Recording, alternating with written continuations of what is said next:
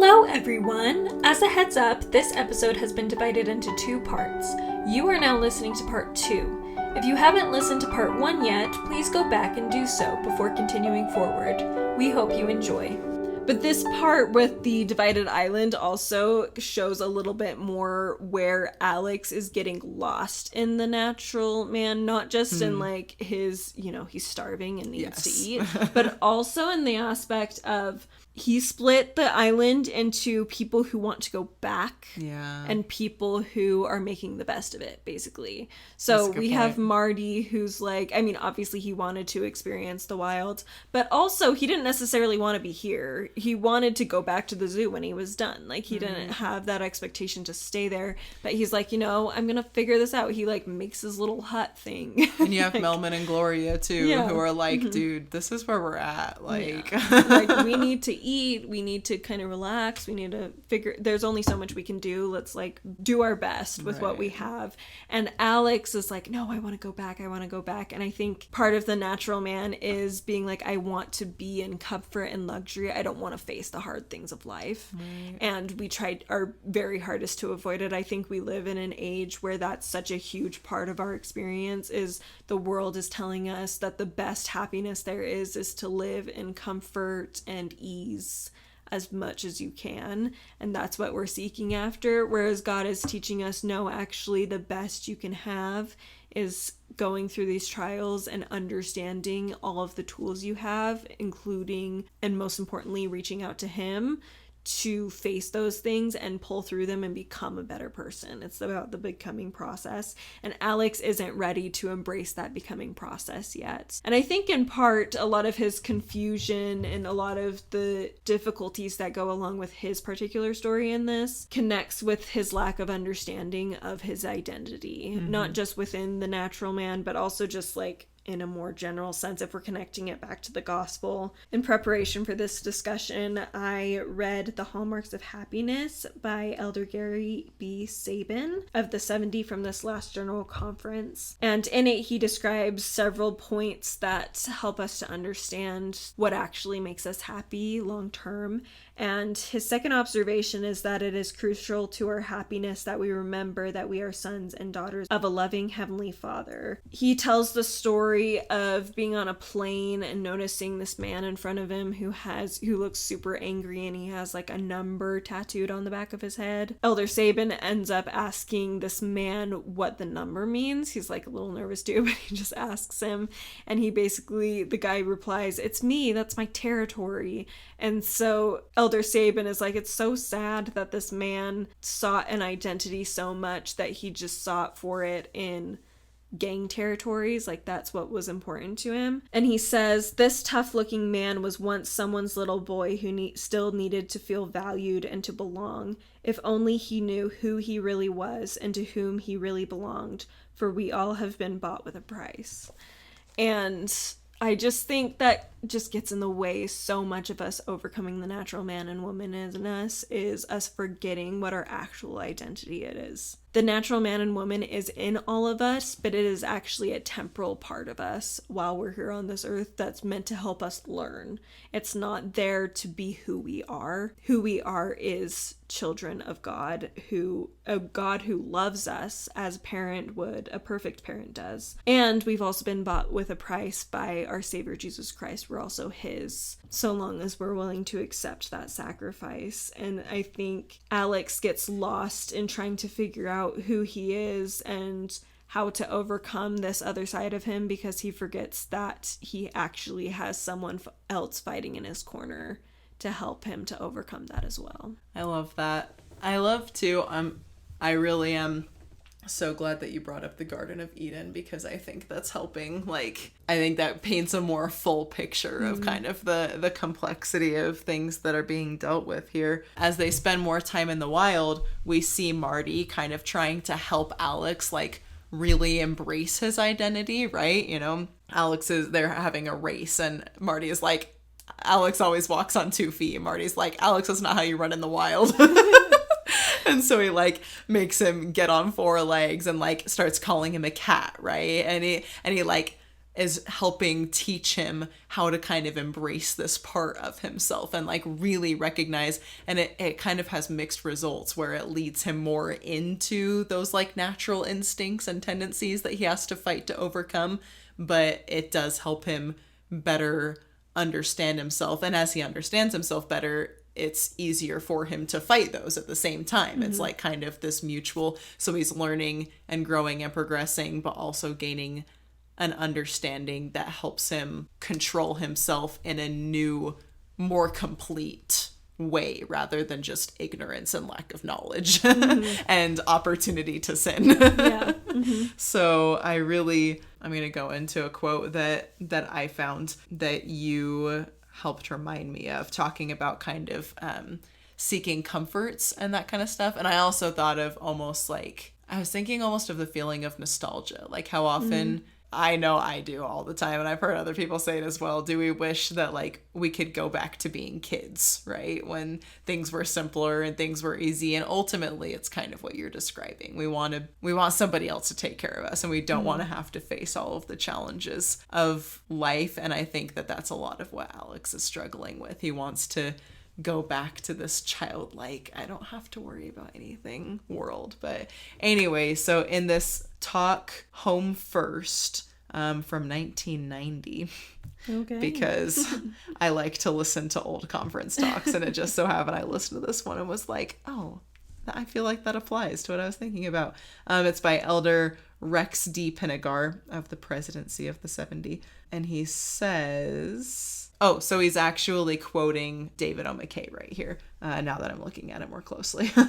But he's talking about how all of the like comforts that people can have, you know, a beautiful house with decorations and outward forms that will please the eye. And you can have all of these things, but not really have a home, right? Where at the same time you can have a hovel or a hut or a tent, but if you have the right spirit and the true love of Christ and love for one another, fathers and mothers for the children, children for parents, husband and wife for each other, you have the true life of the home that Latter-day Saints build and wish they were striving to establish.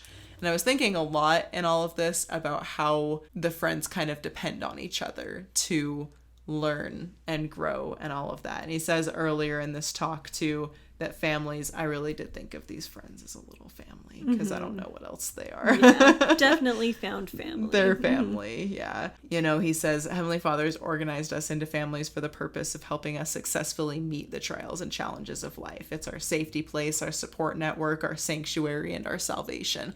And I just kind of love seeing Marty help Alex on this journey to discovering his identity in a really positive way. And then as we see later, helping him, like, you know, he is that support network, even when they're struggling together. He is a safe place for Alex to go to no matter what, even when things are really difficult. And he helps him discover that identity and then helps him overcome the natural man that arises because of that identity. He's there for that whole process, and Alex really relies on him for that. And if I thought about it more, I could probably come up with ways that Marty relies on Alex too.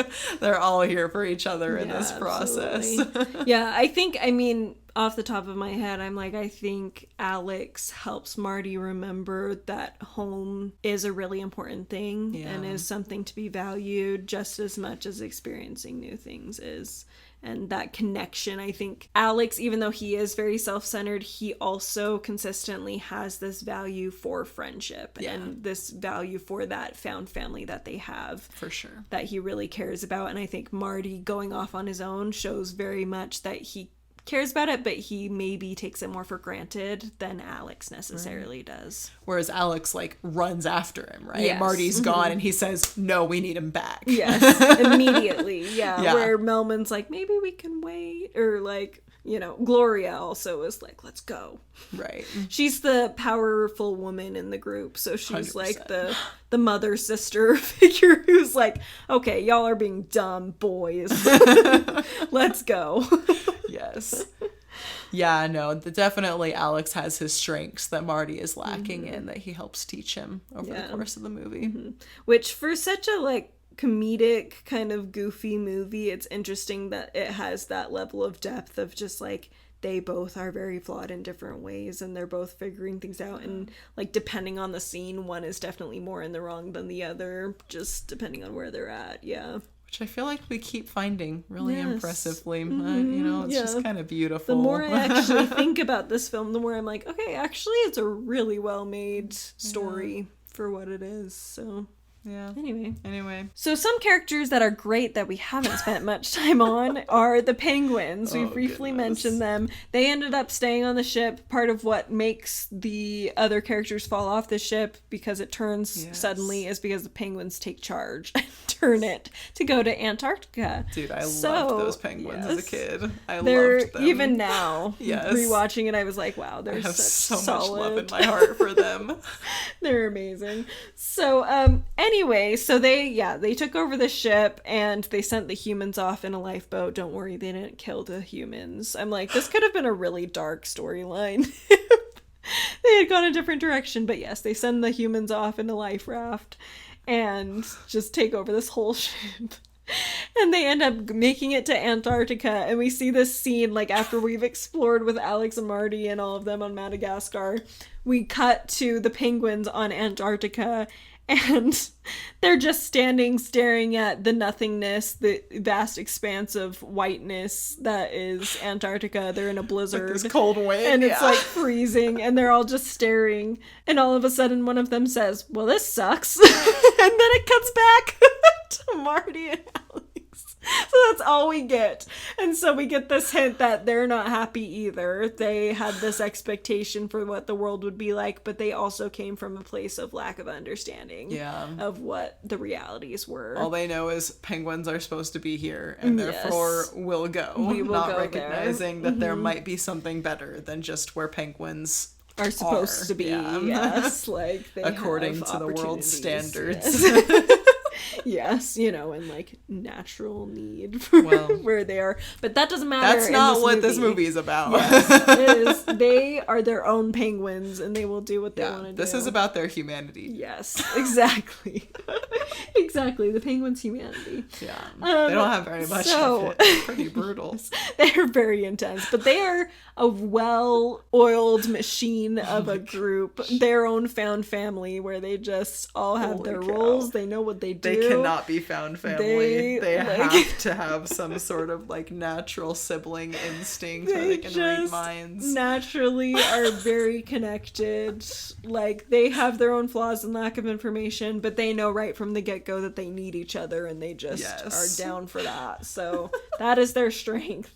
Anyway, so we see that, and then jumping back, kind of going a little more in detail about some of the development of Alex into more of his natural instincts. We see, as Kariana mentioned earlier, Marty trying to help him to just embrace the natural identity and expectations and desires of who Alex is as a lion, while still not understanding the idea of carnivores and herbivores. Prey and predator. Yes, exactly. And it's interesting because they are running through this beautiful expansive meadow, and Alex says, I haven't eaten in 2 days, I don't have the energy. And Marty's response is, that's not your problem. And we're like, actually, no, that literally is his problem. I think that's his problem. That is the problem, is he hasn't eaten in 2 days, and he's starving, and he's a lion. And what he naturally is going to go after is you to eat. I know, and then he starts teaching him how to run like a predator, and I'm like, Marty, stop. I'm like, Marty, you're such an idiot. I'm stressing out. But he just doesn't know. He just doesn't understand. That's the whole point. And so I do think it's interesting, just kind of the switching of like, Marty, like Alex didn't listen to Marty when all of this started very well. He wasn't actively listening to Marty. And now Marty's not actively listening to Alex. And that's what causes their problem, is this lack of honest and genuine communication between the two of them. Which I think is very telling. Like, going back to Garden of Eden, I think we're just going to carry this all the way through. We have Adam and Eve, and I think it's interesting in this context, realizing that God made sure that they had each other, because he knew that in order to overcome the natural man and to overcome just opposition in the world, we needed other other people to help support us. We needed to support and teach each other. And like neither one, obviously Adam and Eve, neither one have experienced the opposition, but they're a lot better at gaining that knowledge when they're together. Like that was the whole point. That's a huge part of God's plan, is doing things with other people. And so seeing this with Marty and Alex and how things are way worse because they're not listening to each other than they would be if, like, they'd still face these same oppositions and same desires and natural man tendencies, but it probably would have gone down a lot better if they had actually been willing to actively listen and selflessly serve each other, which actually, connecting back to the talk that I was reading, point 3 is to always remember the worth of a soul. So he goes from remembering our own identity and then remember the identity of other people and remember that they're also worth a lot to God and also have that same connection with him as we do. And we have the opportunity to be a conduit through which God is able to serve them the way they deserve to be served. Something that I hadn't thought about before this conversation that we've had, but I love this idea of like identity as well. That really does just add so much more depth than what, like,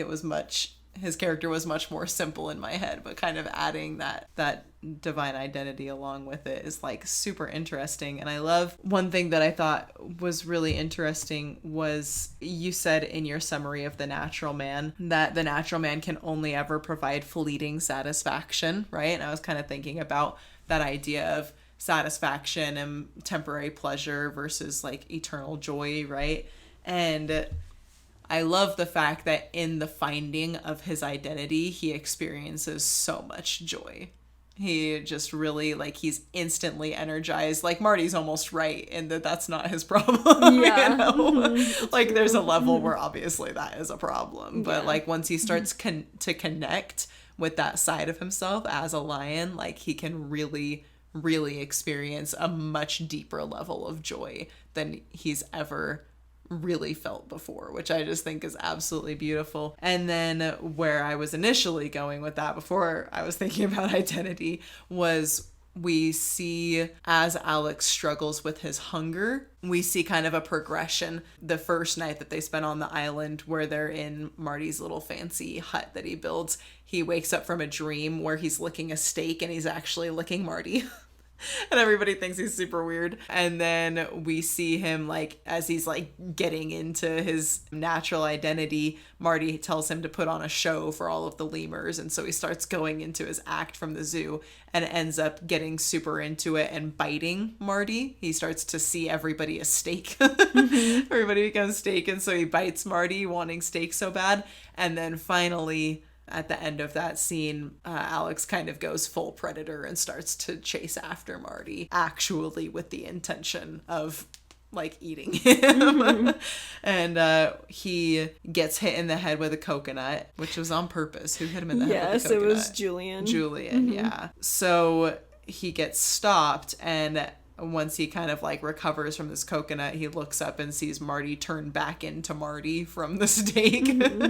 He says, "I'm sorry, Marty." Like, he feels this instant regret. And I thought it was interesting thinking about, like, we all have our temptations, right? Certain things are going to be harder for each of us than others. And I guess I just connected with that really, really strongly, where I've thought about times where in the moment I just don't care. You know, I'm like, this is what I want and I'm doing it. And even if I have, like, the spirit in the back of my head, it can just be like, no, I'm in the moment here and I'm ignoring you and I'm doing what I want. And then as soon as you're brought out of it by whatever that might be, it's this, like, immediate, like, oh my gosh, you know, I'm so sorry. Like, I can't count how many times I've, like, done something and then, like, after the moment is over, been like, oh my gosh, God, I'm so sorry. You know, as soon as almost the spell is kind of broken, that coconut hits you on the head. Got hit in the head with a coconut. Yeah. And so I just thought that was super interesting and thinking about the natural man. Like, imagine if he had caught Marty, like, he would be so satisfied. He would go for it and his stomach would be full and he would be so happy. And then he would snap out of it and see what had happened. And nothing would ever be okay again. Yeah. Can you even imagine? Like, that would be the worst thing of his entire life. Something that he thought he wanted so badly. So I haven't ended that thought. And that's That's just it. That's yeah. all. Yeah, just that idea of fleeting happiness was really, really powerful for me in that moment. So then right after that, we have the classic. It's classic to me, I guess. the iconic, like, this is why I know the song It's a Wonderful World. Okay, yes, okay. Earliest memory of that song. And so we have this scene where Marty's like super depressed. Gloria and Melman are super depressed. Like, everybody's like, what just happened? What is going on right now? They've kind of had the revelation that everyone is stake, right? The lemurs finally told them, like, he belongs on the predator side of the island. He wants to eat all of you.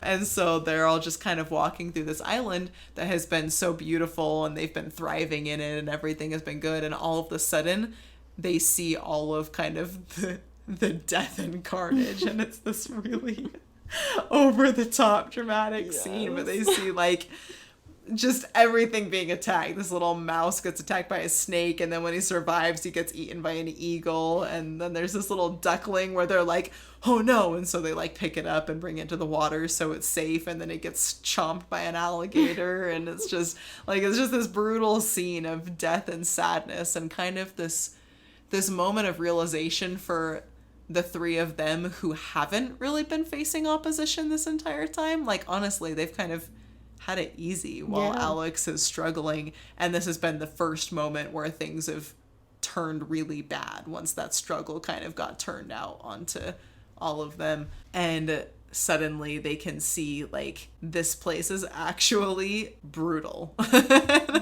And this is scary, and we don't want to be here. And it's the first time, I think, Marty especially really feels the appreciation for home and safety and comfort. So yeah, there's not a lot left in the story. It's a pretty short film, but we see after Alex does end up going to the predator side of the island, and the others, Marty in particular, goes to go find him. Gloria and Melman are on the beach. Oh yeah, they see the ship comes, and they end up getting its attention, and it pulls in, and the penguins have are, returned. yes, the penguins are on it and get off, and Marty, while this is all happening, ends up sneaking off to go find Alex and go get him so that they can get on the ship and go home. And so Gloria and Melman are like, oh no, they're gone. And so the penguins are like, we got this. We'll go help them. So, because they just instinctively, they have that connection and appreciation for connection that the foursome that we are following don't quite understand yet. Especially at this point, they're starting to understand it better. But early on they didn't. So Marty goes off and finds Alex, who has created basically a cage for himself to try to avoid hurting any of his friends again. Which, again, awesome. Yes. Like, are you kidding me? Like, antagonist, what? I know, seriously. Like, he's there trying to contain these natural urges. And here's something I actually love about that. He does it in a way using the safe environment of what he knows. Mm-hmm. Like, he creates this cage that we then see in this, like, vision, daydream, hunger, hallucination thing. Yes. That, like, parallels his cage at the zoo. Mm-hmm. So he, like, knows where he's safe and good from these temptations. Mm-hmm. And he recreates this, like, environment where he knows he's capable of of controlling himself. Mm-hmm. And I just, like, he's so good. Yes. Uh-huh. Yeah, he wants to be a good person, a good lion. He wants to be a good lion. He wants to be a good lion. So anyway, they have this interaction that's really sweet where Marty kind of is, like, trying to encourage him and being like, I know who you are, like, almost reminding him of his true identity of who he really is. It's not just, you know, yes, you're a lion and you're learning a little bit more about yourself, but ultimately who you are is my friend, and you are a performer, and you're someone who, you love New York, and your home is New York, and that's what you need to hang on to. And then Marty ends up being attacked by the Fusa, is that what they call them?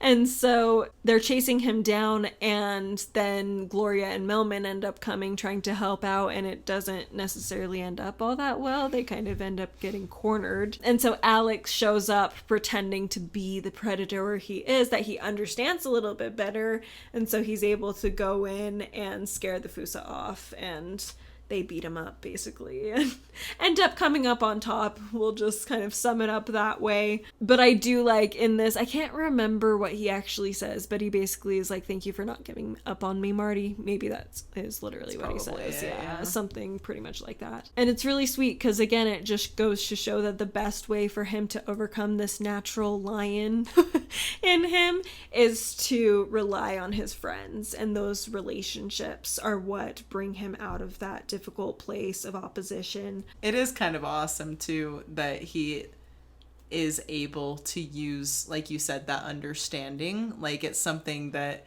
seems dangerous and scary to everybody, but once he embraces it and understands it, like, before we see him roaring and he doesn't understand that people are scared of him, like what I was talking about earlier, right? Like, he doesn't even recognize that he's scary, but through this process he's recognized, like, oh, when my claws are out and when I roar and when I show my teeth and when I do these things, that's scary. And I love the idea that all of our identities are different, but they can all be used in a way to create progress and to help each other, even when nothing, it's so easy to see certain problems or oppositions or temptations or whatever just as flaws, when actually God has promised us that all things can be used for our betterment. And Alex proves that right here, where he can take this dangerous and scary thing but use it for everyone's well-being. And I love that. Yeah, I like that too, because I think sometimes we also come to this earth and we think, oh, the natural man is bad. Yeah. And that's just like the end of it. And it is obviously bad. Like, it's a passion that goes against the promptings of the spirit. But in understanding what it actually is on a deeper level, we're better able to serve ourselves in the right direction. Like, my first instinct is to think of, like, understanding sex. Yep. Like, it can get very, obviously, that's something where it's meant for a very specific setting. And if it's outside of that setting, then it's really bad, because it's misusing a gift that God has given us. But, like, fearing it and, like, pushing it away and ignoring its existence, like Alex ignoring the existence of his carnivorous desires, while he's in the Zoom, because he's in a position where he doesn't have to think about that, isn't actually helping him overcome it. It's just helping him not worry about it for a period of time until he has to. And at that point, when he has to, he doesn't have enough background knowledge to be prepared to effectively deal with it. And I think it's a similar situation with things like just any sin, really, that we're driven to do due to different passions and desires and whatever. When we better understand where those feelings are coming from, we're a lot better able to fight them off and to put them in the proper perspective, because they're almost like a separate thing from us. It doesn't feel like it's just like this urge that you can't control and it's just part of you. It feels more like, okay, this is something separate from me that has an impact on me, but I can fight it off. It makes it a lot more... Or use it. Yes. Correctly. Or correctly use it. Exactly. It's a really interesting dynamic there where, again, it connects back to a lot of, like, Christian beliefs about the Garden of Eden, of like, oh, they really sinned terribly eating the fruit and it's all Eve's fault and all of that jazz, comes from a complete lack of understanding of what our purpose here actually is. And part of that purpose is to not just ignore opposition, it's to face opposition and understand it so that we can effectively defeat it in the long run. So basically, in the end, they come out on top and it's really exciting, and they decide to get on the boat to sail away to go back to New York. We get a cute little moment where the penguins mention that the boat is actually out of gas, so they can't go anywhere, but they're having a really nice farewell moment, and the penguins are like, they'll figure it out, it's fine. And we learned that Alex likes fish, so yes. we are safe from he can any more... eat, he's not going to starve to death. Yes. If and we, he's also for not however going to long attack we're his stuck friends. on this island, he can eat fish. Yes, he's into the fish, and that's all fine. So It's a happy ending for the most part, with that little hint of like, oh, they can't actually get off of Madagascar, which is where the second one starts, is with them. They have found out a way to get off Madagascar. Spoiler alert. At the beginning of the movie. Yep, at the very beginning of the movie, they found a new way and end up going somewhere else, which is a whole other interesting adventure on its own, in which they learn even more about family and connections. So, this was a great discussion. I actually am kind of surprised that Madagascar turned into such a good discussion. Come on, Tori. I was like, hey, I had faith in us, but I was really like, Madagascar, I don't know about that one. So this is great. Just a final thought from that Hallmarks of Happiness talk that I just think is a really important thing to bring it back to. He has 5 points, and I've mentioned a couple of them in this discussion, but his first point that he makes is that building upon the foundation of Jesus Christ is essential to our happiness.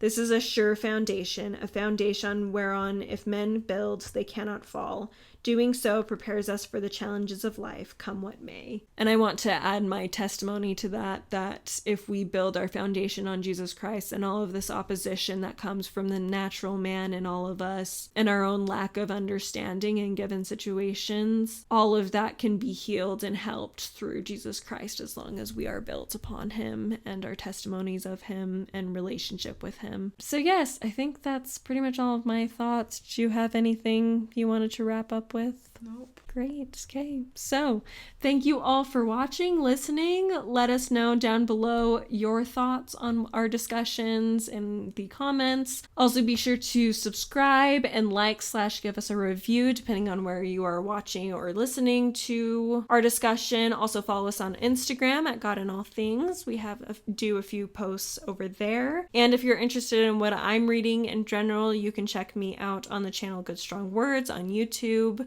And I think that will do it. So thank you again so much for watching. We hope you are having a wonderful week. Keep remembering to see God in all things, and we will see you next time. Bye. Bye.